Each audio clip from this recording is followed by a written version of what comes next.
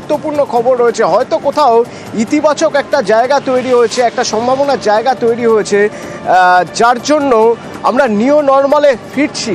এই নিউ নর্মালে ফিরছি কেন বলছি, তার কারণ যে এয়ারপোর্টগুলো বন্ধ রাখা হয়েছিল, বেসামরিক উড়ান চলাচল বন্ধ রাখা হয়েছিল, সেই এয়ারপোর্টগুলো এবার তাহলে খুলে দেওয়া হলো। এয়ারপোর্টগুলো এবার বেসামরিক বিমান চলাচল করতে পারবে।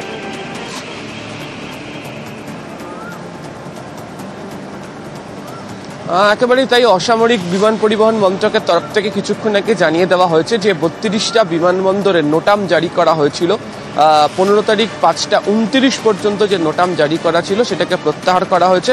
সমস্ত এয়ারলাইন্স এজেন্সিগুলোকে এবং বিমানবন্দরগুলোকে জানিয়ে দেওয়া হয়েছে যত দ্রুত সম্ভব সেখান থেকে যাত্রী পরিষেবা তারা শুরু করতে চায়। এর মধ্যে একাধিক বিমানবন্দর রয়েছে যেগুলো সীমান্তবর্তী এলাকার খুব কাছাকাছি এবং কৌশলগত দিক থেকেও গুরুত্বপূর্ণ। এর দুটো কারণ বলে অনেকে বলছেন। প্রথমত, ভারতের তরফ থেকে পরিষ্কার যেহেতু করে দেওয়া হয়েছে যে ভারতের এয়ার ডিফেন্স সিস্টেম অত্যন্ত শক্তিশালী এবং যে কোনো ধরনের আক্রমণ তারা প্রতিরোধ করে দিতে পেরেছে। আর দ্বিতীয়ত হচ্ছে, ভারত এটাও বার্তা দিতে চাইছে, সেটা হচ্ছে যে ভারতে এসে আক্রমণ করার মতো কোনো ক্ষমতা অন্তত পাকিস্তানের নেই এবং তারা সেই জায়গায় কার্যত চ্যালেঞ্জ ছুড়ে জানিয়ে দিচ্ছে যে পাকিস্তান এখনো পর্যন্ত তার এয়ার স্পেস বন্ধ রেখে দিচ্ছে।